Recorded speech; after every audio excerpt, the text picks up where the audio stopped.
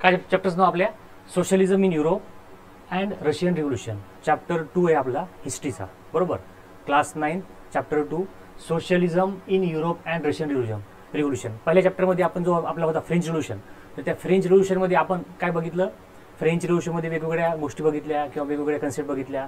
French revolution कसं झालं, Bourbon dynasty वगैरे बघितली, ह्या सगळ्या गोष्टी बघितल्या. स्लेव्हरी बघितली, वुमन इम्पॉवरमेंट, वुमनचा रोल, ह्या सगळ्या गोष्टी आपण काय केलेल्या आहे फर्स्ट चॅप्टरमध्ये बघितल्या. आता सेकंड चॅप्टरमध्ये काय आपल्याला socialism in Europe and the Russian revolution, तर रशियामध्ये कशा प्रकारे सोशलिझम झालं आणि कशा कशा गोष्टी चेंज होत गेल्या ते आपल्याला बघायचं ह्या चॅप्टरमध्ये आहे. नेक्स्ट, तर सगळ्यात पहिले काय आहे इथं the age of social change.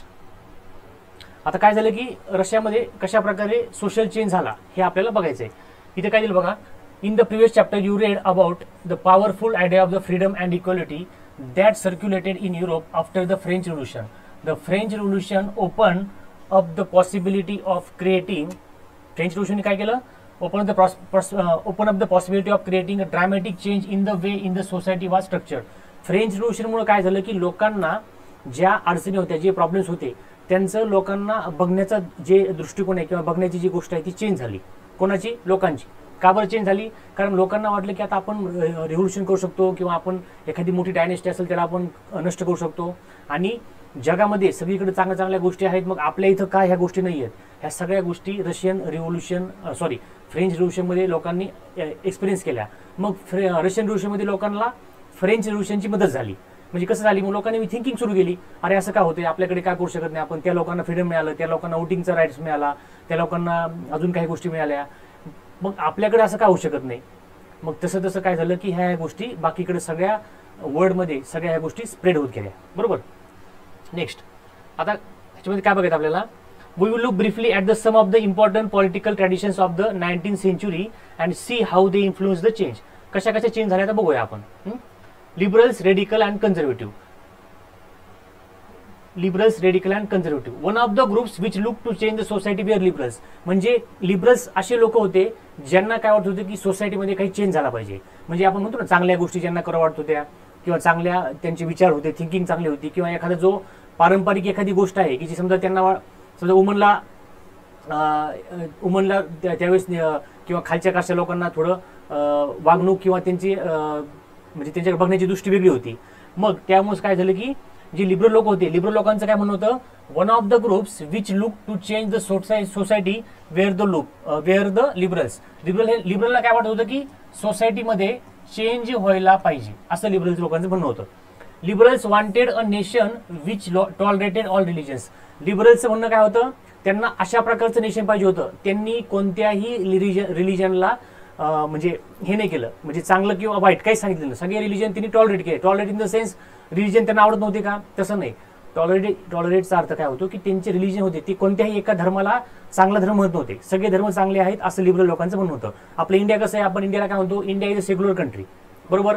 याचा अर्थ काय होतो, इंडियामध्ये स्टेट स्पॉन्सर एक सुद्धा म्हणजे स्टेटनी स्पॉन्सर केलेला रिलिजन नाहीये.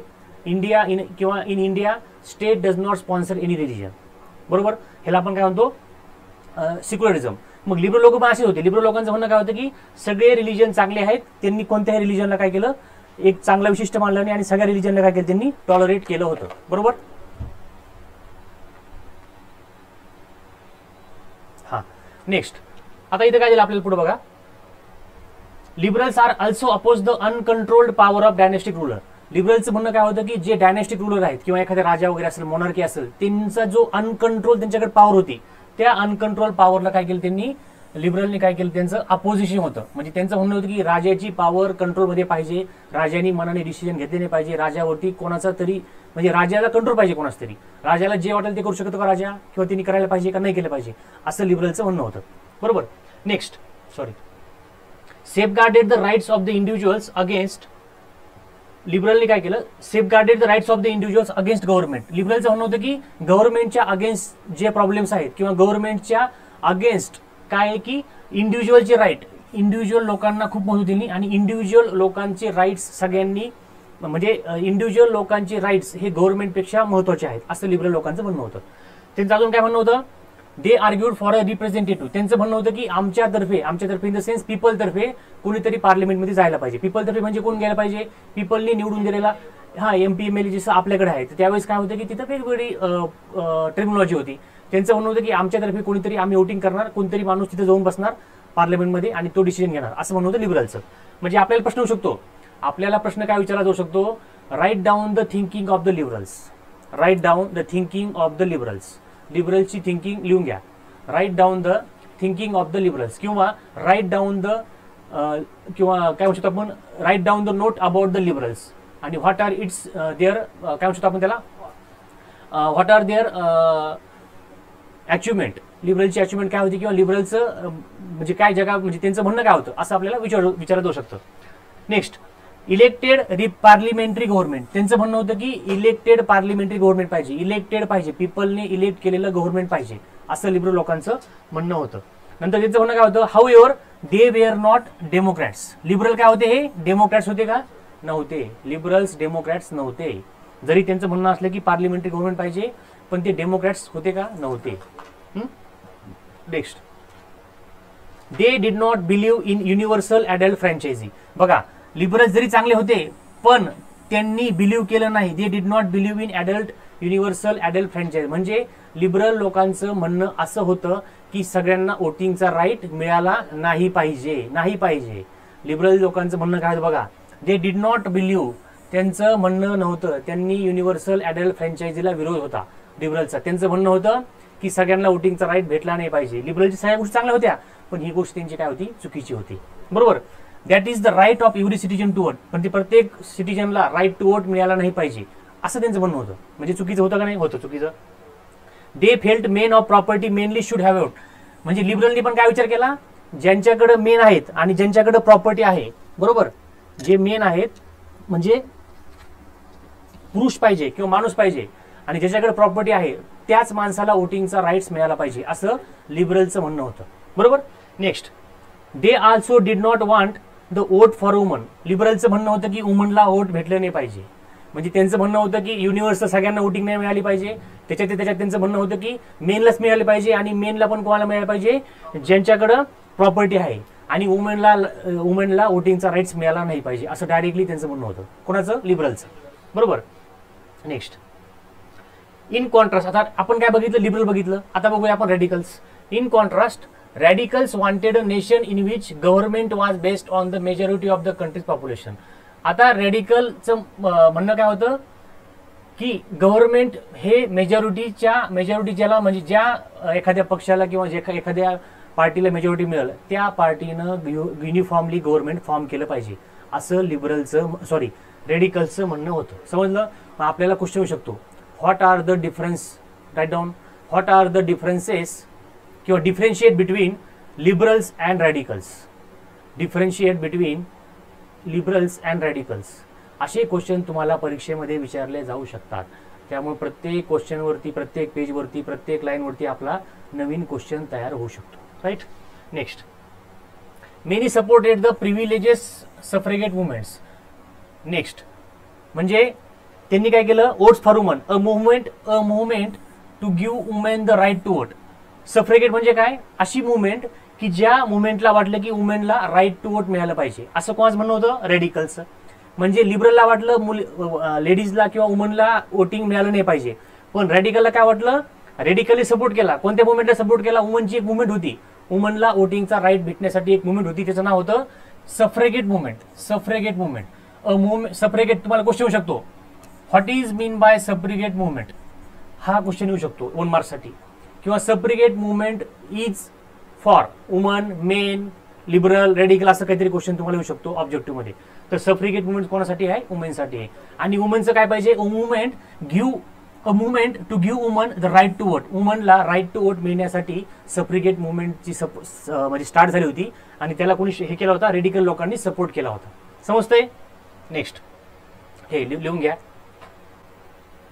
दे oppose the privileges of the great land owners. त्यांनी काय केलं, ग्रेट जे लँड ओनर होते, लँड ओनर, त्या लँड ओनर जे असतात किंवा ज्यांच्याकडे जमीन वगैरे आहे, त्यांनी ह्या रेडिकल लोकांनी काय केली, अपोज केलं. कोणाला, की जे लँड ओनर आहेत किंवा वेल्थी फॅक्टरी ओनर आहेत, म्हणजे जे श्रीमंत फॅक्टरीचे मालक आहेत किंवा जे लँड ओनर आहेत, त्यांचं प्रिव्हिलेज, त्यांना प्रिव्हिलेज होते ना, की म्हणजे त्यांनी टॅक्स द्यायचा नाही किंवा त्यांच्याकडे त्यांना एकदम भारी भारी सुविधा त्यांनी त्यांना चांगल्या, तर हां ते इक्वल असायला पाहिजे. तर अशा गोष्टी काय होते की त्या ह्यांचं रेडिकलचं म्हणणं होतं की ह्यांना वेगळं तुम्ही वागणूक देऊ नका, त्यांना एका लेवलला सगळे एका लेवलला आणून ठेवा, असं रेडिकलचं म्हणणं होतं. चांगले होते. They were not against the existence of private property. Radical हे काय होते, प्रायव्हेट प्रॉपर्टीच्या अगेन्स्ट नव्हते. म्हणजे त्यांचं म्हणणं होतं की प्रत्येकाकडे प्रायव्हेट प्रॉपर्टी असली पाहिजे, प्रत्येकाला आपली प्रॉपर्टी मेंटेन करण्याचा अधिकार आहे, असं कोणाचं म्हणणं होतं, आपल्या रेडिकलचं म्हणणं होतं. They were not against the existence of private property but dislike the concentration of property in the land of few.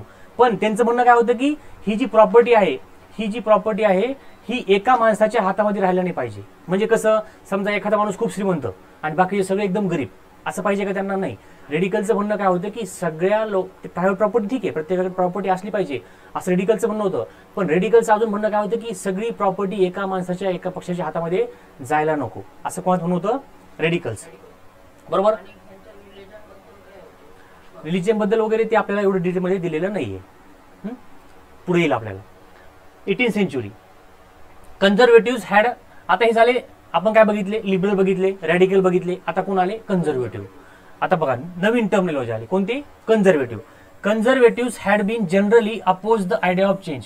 Conservative म्हणजे काय, ज्या लोकांना पहिल्यापासून एकच गोष्ट सुरू आहे, म्हणजे काय म्हणू शकतो आपण की काळापासून, म्हणजे काळानुसार किंवा एका पाठीमाग, म्हणजे आपण म्हणू शकतो ना, एखादी गोष्ट चालू आहे त्याच्यामध्ये चेंज नको त्यांना.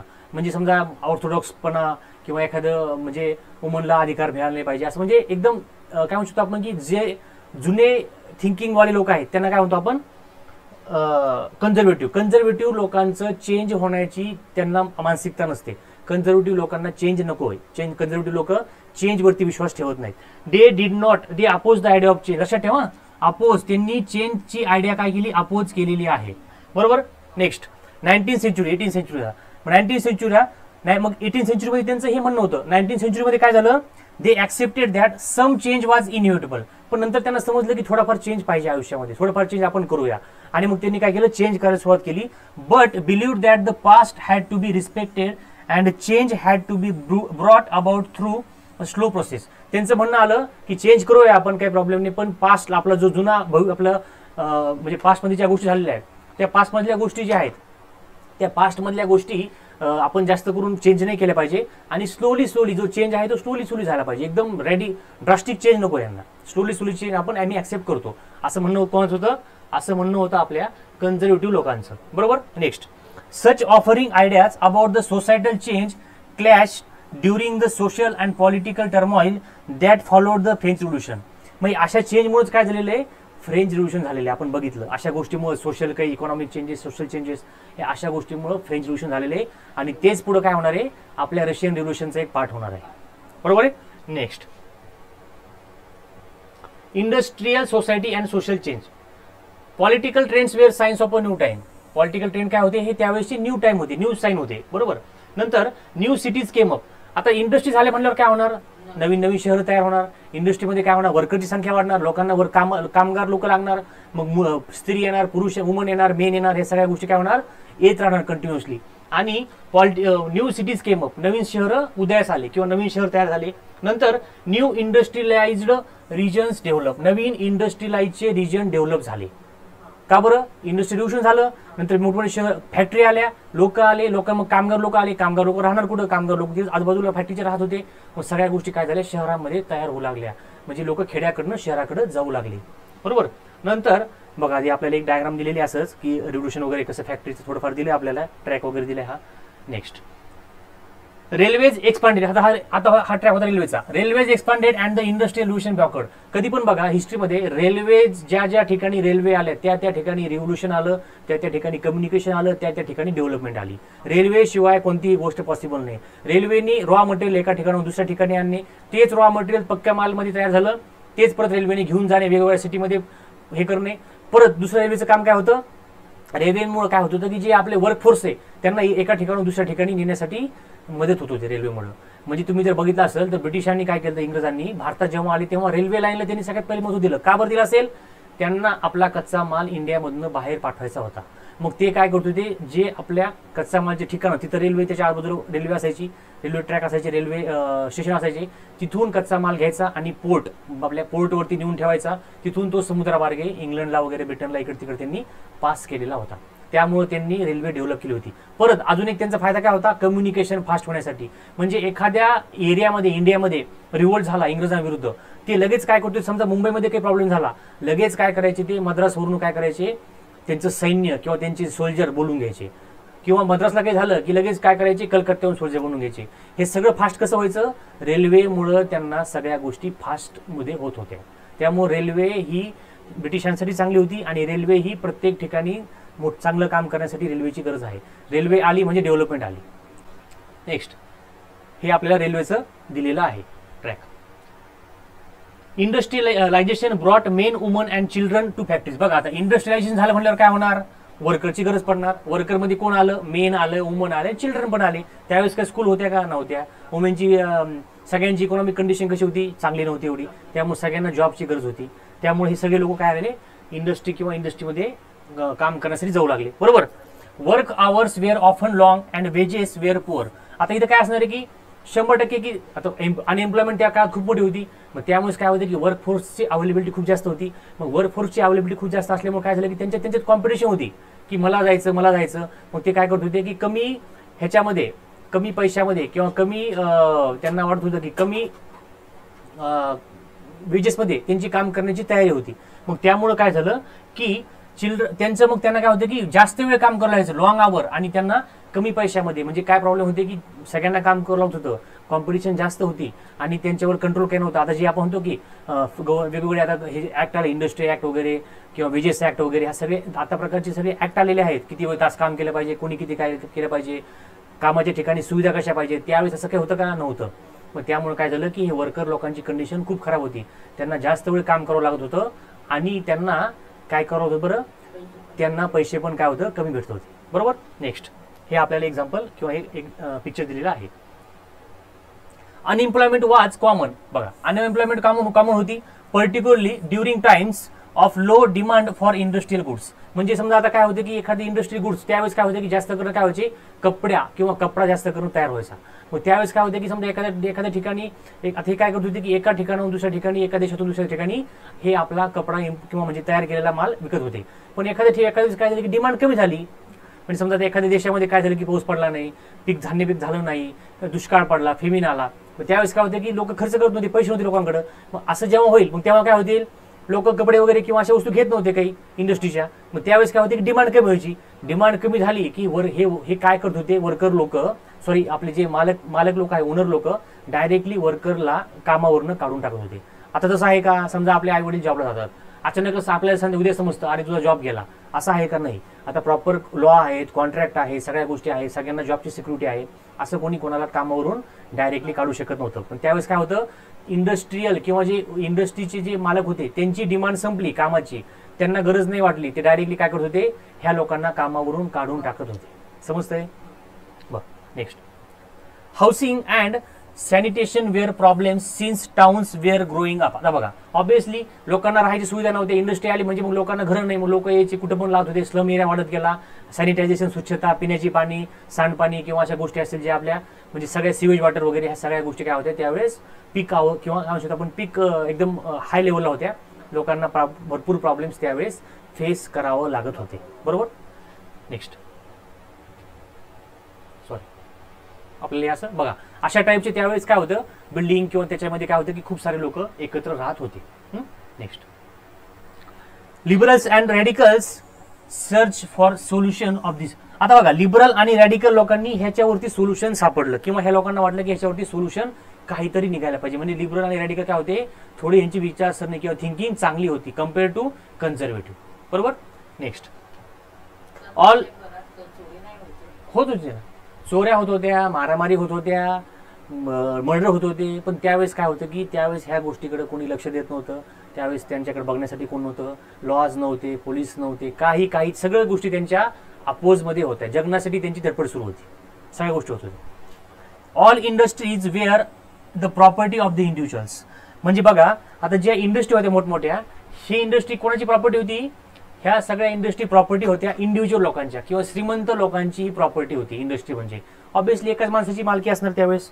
Next, liberals and radicals themselves were often property owners and employers.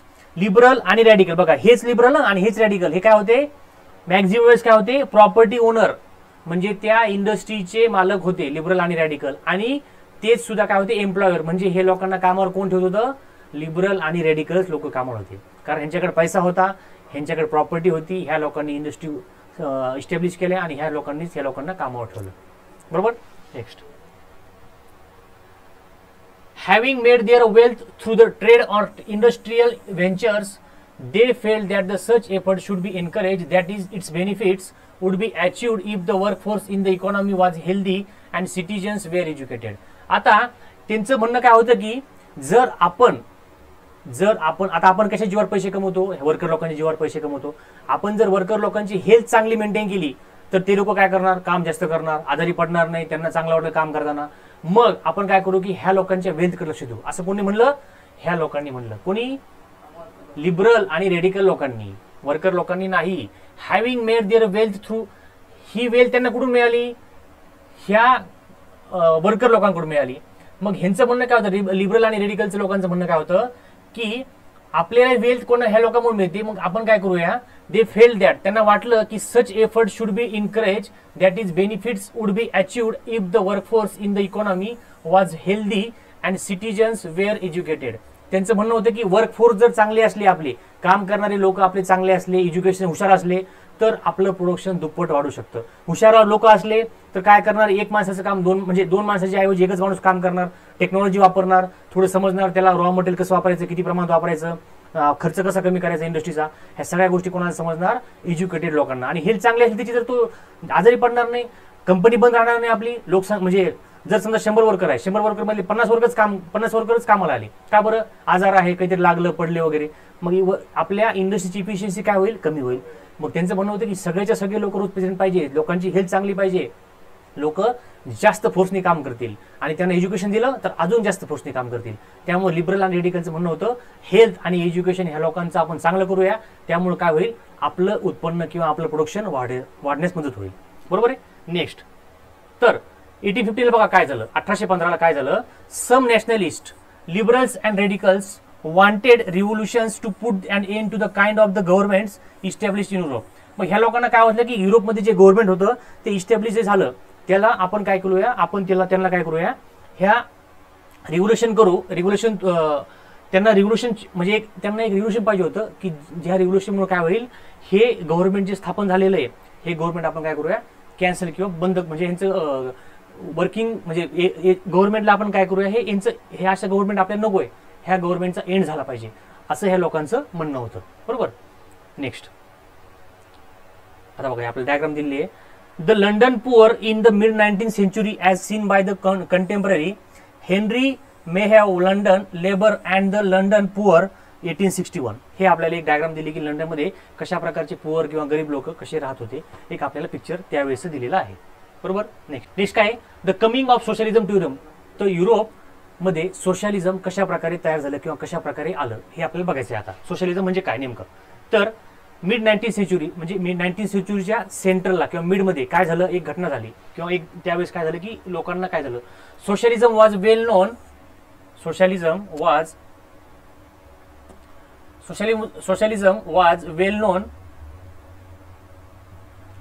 Well non body of ideas that attracted wide spread attention. Socialism म्हणजे काय होते की एक नवीन प्रकारचं लोकांना सोशलिझमची एक कन्सेप्ट आली किंवा सोशलिझमकडे लोक खूप अट्रॅक्ट झाले. सोशलिझम म्हणजे नेमकं काय, सोशलिझम म्हणजे काय, socialist were against private property. बघा सगळ्यात पहिले तुम्हाला जर सगळ्यात पहिले क्वेश्चन आला, सोशलिस्ट लोकांचं म्हणणं काय होतं, सोशलिस्ट लोक हे प्रायव्हेट प्रॉपर्टीच्या अगेन्स्ट होते. सोशलिस्ट लोकांचं काय होतं, प्रायव्हेट प्रॉपर्टी त्यांना नको होती. म्हणजे काय होतं, सोशलिस्ट लोकांची थिंकिंग अशी होती की प्रायव्हेट प्रॉपर्टी नष्ट झाली पाहिजे, प्रायव्हेट प्रॉपर्टी हा कन्सेप्टच नसला पाहिजे, कोणाकडेच प्रायव्हेट स्वतःची प्रॉपर्टी असायला पाहिजे का नसायला पाहिजे, असं सोशलिस्ट लोकांचं म्हणणं होतं. बघूया का बरं. Saw it as the root of all social ills of the time. समजलं का. आता आपल्याला वाटतं की प्रायव्हेट प्रॉपर्टी का नको, त्यांचं म्हणणं होतं की हे सगळ्या म्हणजे म्हणतो ना आपण सगळ्या समस्येचं, सगळ्या जे प्रॉब्लेम्स आहेत त्या सगळ्या प्रॉब्लेमला एकच सोल्युशन आहे. प्रत्येकाकडे प्रॉपर्टी नसली पाहिजे प्रायव्हेट म्हणजे काय, सगळ्या गोष्टी सगळ्यांच्याच. समजा माझं घर असेल सगळ्यांचंच, त्याचं घर असेल सगळ्यांचंच, गार्डन असेल सगळ्यांचंच, बस असेल सगळ्यांचीच, घर असेल सगळ्यांचंच, सगळ्या गोष्टी सगळ्यांचा, सगळ्या गोष्टीवर सगळ्यांचा अधिकार. फॅक्टरी असेल सगळ्यांचीच असेल, त्याला एक मालक नसला पाहिजे, एक ओनर नसला पाहिजे. मग काय होतं त्यावेळेस कम्पॅरिझन होतं म्हणजे काय होतं की मी गरीब आहे मी श्रीमंत आहे. आता समजा फॅक्टरी मालक काय करतो, आपण मागाशी बघितलं फॅक्टरी ओनर काय करतो की वुमन असेल, मेन असेल किंवा चिल्ड्रन असेल, ह्यांची वर्किंग आवर त्यांनी फिक्स केले का, नाही केले, जास्त काम करून घेतो, कमी पैसे देतो. का बरं, कारण जेवढं प्रोडक्शन होणार आहे, जेवढा प्रॉफिट होणार आहे तो कोणाला मिळणार आहे, फॅक्टरी ओनरला. मग सोशलिस्ट लोकांचं म्हणणं काय होतं, जरी फॅक्टरी सगळ्यांच्या मालकीची असेल, सगळ्यांनी काम करू दे ना रात्रंदिवस, सगळ्यांनी चांगलं काम करू द्या, सगळ्यांनी जास्त दिवस काम करू द्या, जो प्रॉफिट होईल सगळ्यांना मिळणार का नाही. मग सगळ्यांनी काम केलं तर सगळ्यांना फायदा होणार. आता काय होतं की काम फक्त हे वर्कर लोक करतात आणि फायदा कोण होतो, ओनरला. ठीक आहे, आता आपण ह्याच्यामध्ये जर डीपमध्ये गेलो तर ह्याच्यामध्ये खूप डिबेट होऊ शकतात, सगळ्यांची प्रॉपर्टी कशी काय काय हे आपल्यामध्ये एवढं पडायचं नाहीये. मेन आपल्याला फक्त कन्सेप्ट काय, सोशलिस्ट लोकांचं म्हणणं होतं की प्रायव्हेट प्रॉपर्टी नसायला पाहिजे, हे आपण डोक्यात ठेवायचं. नेक्स्ट, त्यांचं म्हणणं काय होतं की हे सगळं जे सोशल प्रॉब्लेम्स आहेत आपल्या वर्ल्डमध्ये चाललेले, सगळ्या सोशल प्रॉब्लेमचं एकच आउटपुट आहे किंवा एकच सोल्युशन आहे की प्रायव्हेट प्रॉपर्टी नष्ट करा. नेक्स्ट, नंतर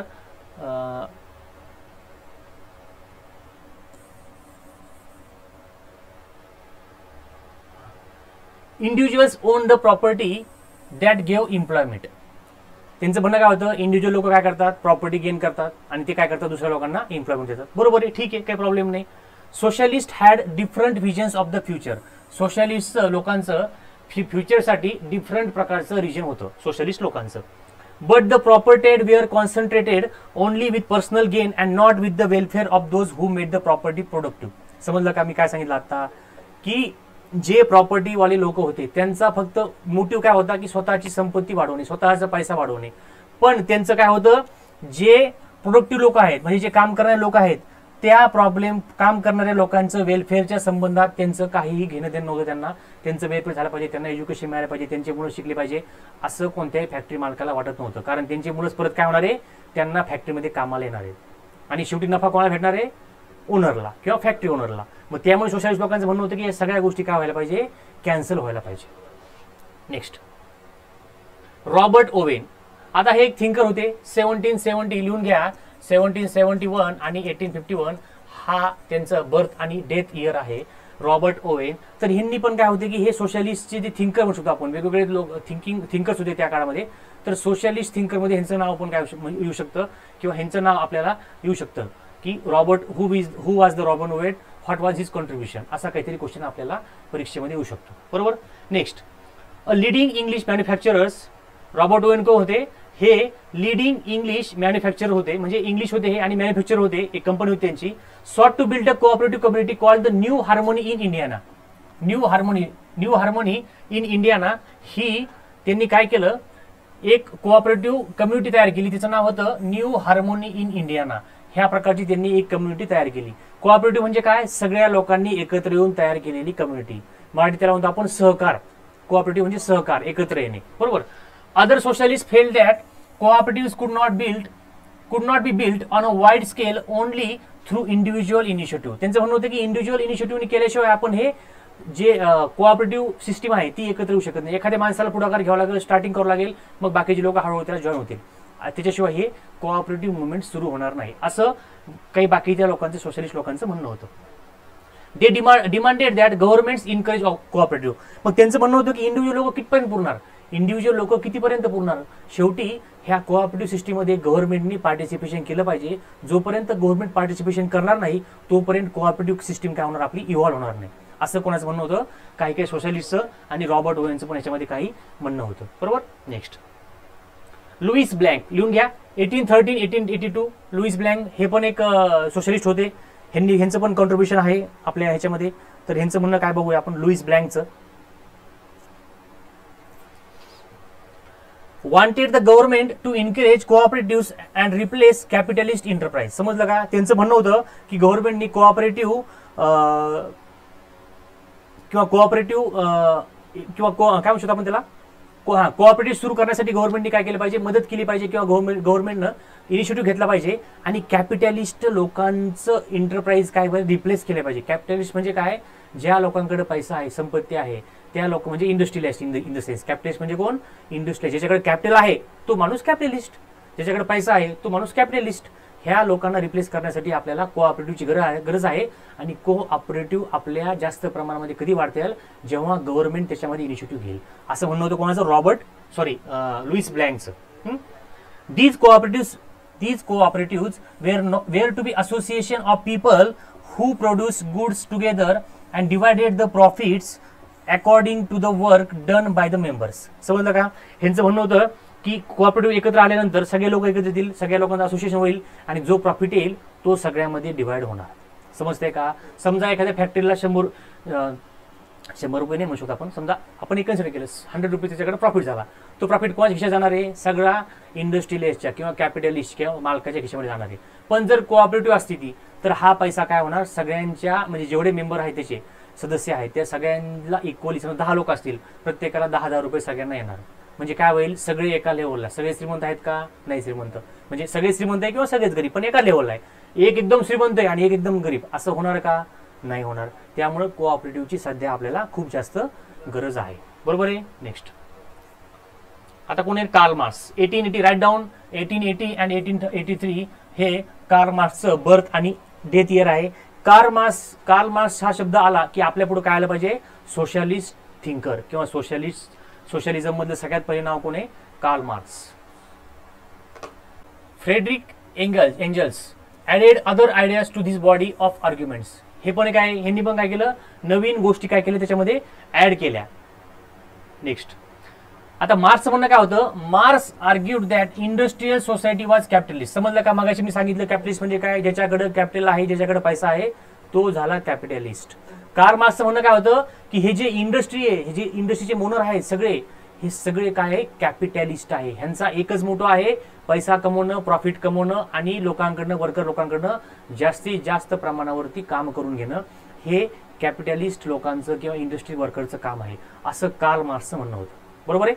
next capitalist on the capital invested in factories and the profit of the capitalist was produced by workers. समजलं का, मी तुम्हाला आता पण ते सांगतोय. कॅपिटलिस्ट लोकांचं काम काय होतं, वर्करकडनं काम करून घेणं आणि प्रॉफिट जो आहे तो आपल्या खिशामध्ये टाकून देणं, असं कॅपिटलिस्ट लोकांचं काम होतं. बरोबर आहे. Next the condition of the workers could not improve as long as this profit was accumulated by private property. ह्याचं म्हणणं काय होतं की ह्या जो प्रॉफिट आहे किंवा हे जे वर्कर लोक आहे, वर्कर लोकांची कंडिशन सुधारणार नाही, इम्प्रूव्ह होणार नाही, जोपर्यंत ह्यांना ह्या प्रॉफिटचा काही प्रमाणामध्ये हिस्सा किंवा काही पर्सेंटेज ह्यांना मिळणार नाही, तोपर्यंत काय होणार नाही, लोकांची, वर्कर लोकांची हेल्थ किंवा वर्कर लोकांचं एज्युकेशन किंवा वर्कर लोकांची लाईफ चेंज होणार नाही. बरोबर आहे. Next believe that free themselves from the capitalist exploitation. Karl Marx काय म्हणले की त्यांचं थिंकिंग काय होती की त्यांना वाटत होतं की कॅपिटलिस्ट लोकांपासून हे एक्सप्लॉयटेशन जे कॅपिटलिस्ट लोक करत होते त्याच्यापासून, एक्सप्लॉयटेशन पासून वर्कर लोकांना फ्री झालं पाहिजे लवकरात लवकर, असं कार्ल मार्क्सचं म्हणणं होतं. Workers had to construct a radically socialist society where all property was socially control. त्यांचं म्हणणं होतं की वर्करने अशा वर्करने अशा सोशलिस्ट सोसायटी तयार केल्या पाहिजे की सगळा प्रॉफिट जो आहे तो सगळ्या ते म्हणजे त्यांची कम्युनिटी असेल, त्यांची ऑर्गनायझेशन असेल, त्यांचं डिपार्टमेंट असेल, त्या डिपार्टमेंटकडे, त्यांच्या कम्युनिटीकडे, वर्करच्या कम्युनिटीकडे सगळा प्रॉफिट जमा व्हायला पाहिजे, असं कार्ल मार्क्सचं म्हणणं होतं. बरोबर आहे. He was convince that workers would triumph in their conflict with capitalist. त्यांचं म्हणणं होतं की कॅपिटलिस्ट लोकांबरोबर जर म्हणजे त्यांना हे करत असेल, कॅपिटलिस्ट लोकांना हरवत असेल, तर त्यांना सगळ्यांनी एकत्र आले पाहिजे, सगळ्यांची युनिटी झाली पाहिजे, त्याच्याशिवाय आपण कॅपिटलिस्ट लोकांना हरवू शकत नाही. बरोबर आहे. Next a communist society was the natural society of the future. Communist society काय होती, ही नॅचरल सोसायटी होती, कोणाची, फ्युचर संबंधात. आता बघूया आपण सपोर्ट फॉर सोशलिझम. सोशलिझमला कोणी कोणी सपोर्ट केला. 1870 socialist idea spread through Europe. Socialist idea काय आहे, युरोपमध्ये स्प्रेड झाल्या 1870 मध्ये, पूर्ण युरोपमध्ये. बरोबर. नंतर to coordinate their effort socialist form and international body namely second international. लिहून घ्या, अंडरलाईन करा, लक्षात ठेवा, काय करायचं करा. टू कोऑर्डिनेट देअर इफर्ट्स, त्यांचे इफर्ट कोऑर्डिनेट करण्यासाठी लिहून घ्या. सोशलिस्ट लोकांनी काय केलं एक इंटरनॅशनल बॉडी तयार केली. बघा लक्षात ठेवा, ही बॉडी कशी आहे, इंटरनॅशनल आहे, नॅशनल लेवलची नाही. सोशलिस्ट लोकांनी एक इंटरनॅशनल बॉडी तयार केली एकत्र येण्यासाठी, विचार करण्यासाठी, थिंकिंग करण्यासाठी. त्या बॉडीचं नाव आहे second international. Write down. Next, workers in England and Germany began forming association to fight for better living and working condition. मग काय झालं बघा, इंग्लंडमध्ये आणि जर्मनीमध्ये पण काय झालं, वर्कर लोक एकत्र आले. कशासाठी? एक असोसिएशन फॉर्म करण्यासाठी एकत्र आले. आणि त्यांनी काय केलं, एकत्र येऊन त्यांनी बेटर लिव्हिंगसाठी किंवा चांगलं जगण्यासाठी किंवा वर्किंग कंडिशन आपल्या सुधारण्यासाठी त्यांनी काय केलं, एक असोसिएशन तयार करायला सुरुवात केली. कोणी? जर्मनी आणि इंग्लंडच्या लोकांनी. जर्मनीमध्ये बघा आता काय झालं, जर्मनीमध्ये काय झालं, association worked closely with the social democratic party SPD and help it win parliamentary seat. ह्या सोशलिस्ट लोकांनी काय केलं, जी एक सोशलिस्ट डेमोक्रेटिक पार्टी होती, कुठे होती? जर्मनीमध्ये. त्या जर्मन मधल्या पार्टीला त्यांनी मदत केली आणि पार्लिमेंटच्या काही सीट जिंकल्या. कोणी जिंकल्या? सोशलिस्ट लोकांनी जिंकल्या. मग त्यांना वाटलं पार्लिमेंटमध्ये जाऊ आपण, काहीतरी लॉ बनवू आपल्या लोकांसाठी, वर्करसाठी चांगले काम करूया. मग हे कसं कधी शक्य होईल आपल्याला? आपण जोपर्यंत पार्लिमेंटमध्ये जाणार नाही तोपर्यंत लॉ आपण बनवू शकणार नाही, असं कोणाचं म्हणणं होतं? सोशलिस्ट लोकांचं. मग त्यांनी काय केलं, सोशल डेमोक्रेटिक पार्टीला मदत केली आणि पार्लिमेंटच्या काही सीट जिंकल्या. कोणी? जर्मनीमध्ये. नेक्स्ट, 1905 ला काय झालं बघा, socialist and trade unionist form a labour party in Britain. ब्रिटनमध्ये काय झालं, जर्मनीमध्ये समजलं आपल्याला, तर ब्रिटनमध्ये काय झालं, सोशलिस्ट लोकांनी आणि ट्रेड युनियननी एकत्र येऊन काय केलं, लेबर पार्टी तयार केली. बघा, सोशलिस्ट लोक, समजते का? लक्षात इकडं, सोशलिस्ट लोक प्लस कोण? ट्रेड युनियनचे लोक, ह्यांनी काय केली, एक पार्टी तयार केली. तिचं नाव काय आहे? Labour party. आता वेगवेगळे नाव असते आपल्याकडे, कसं वेगवेगळ्या पार्टीचे नाव आहे, भाजप, काँग्रेस, शिवसेना, राष्ट्रवादी किंवा अजून काय काय नावं असतील, अकाली दल, तृणमूल काँग्रेस. तसं लेबर पार्टी नावाची पार्टी त्यांनी इस्टॅब्लिश केली. कोणी? सोशलिस्ट लोकांनी आणि ट्रेड युनियनच्या लोकांनी एकत्र येऊन. कुठं? ब्रिटनमध्ये. लक्षात ठेवा, ब्रिटनमध्ये तयार केली. आणि सोशलिस्ट पार्टी इन फ्रान्स, ही झाली लेबर पार्टी ब्रिटनमध्ये. आणि सोशलिस्ट पार्टी कुठे तयार केली त्यांनी? फ्रान्समध्ये तयार केली. समजते का? हा, तुम्हाला येऊ शकतं. सोशल डेमोक्रेटिक पार्टी कुठली आहे? जर्मनीची. लिहून घ्या, सोशल डेमोक्रेटिक पार्टी आहे जर्मनीची, लेबर पार्टी आहे इंग्लंडची किंवा ब्रिटनची, आणि सोशलिस्ट पार्टी कुठली आहे? फ्रान्सची आहे. 1914 ला काय झालं बघा, 1914 ला socialist never succeeded in forming government in Europe. पण सोशलिस्ट लोक हे फक्त थोडेफार पार्टी जिंकली, थोडेफार वोटिंग जिंकली त्यांनी, पण पूर्ण गव्हर्नमेंट त्यांना फॉर्म करता आलं का? युरोपमध्ये नाही आलं. त्यांना पूर्ण गव्हर्नमेंट फॉर्म करता आलं नाही. त्यांनी थोड्याफार जागा जिंकल्या, थोडेफार गव्हर्नमेंटमध्ये ते गेले, पण त्यांना पूर्ण जागा जिंकता आल्या नाही आणि त्यांना गव्हर्नमेंट फॉर्मेशन करता आलं नाही पूर्ण युरोपमध्ये. समजतंय का? Next, this is painting of the Paris commune of 1871. आपल्याला एक पेंटिंग दिलेलं आहे फ्रॉम इलुस्ट्रेटेड लंडन न्यूज 1871. हे आपल्या पेपरमधले एक न्यूज आहे. It portrays a scene from the popular uprising in Paris between March and May 1871. This was the period when the town council of Paris was taken over by the people government consisting of workers, ordinary people, professionals, political activists and others. The uprising emerged against a background of a growing discontent against the policies of the French state. हे आपल्याला म्हणजे फ्रान्समध्ये चित्र आहे, आपल्याला France किंवा पॅरिसमध्ये दाखवलेलं आहे आपल्याला. म्हणजे आपलं जी फ्रेंच रिव्होल्यूशनची डेट काय आपली 1789 जवळपास. म्हणजे त्यानंतरची 1871 ची गोष्ट आहे, एक आपल्याला दिलेलं आहे की काय झालं तर त्यावेळेस मध्ये कशा प्रकारची कंडिशन तिथे होती, हे आपल्याला एक इमेजद्वारे सांगितलेलं आहे. हे एवढं काही त्याचं महत्त्वाचं आपल्याला वाटत नाहीये. तर अशा प्रकारे आज आपण इथे थांबूया. नेक्स्ट लेक्चरमध्ये आपण परत भेटूया. थँक्यू.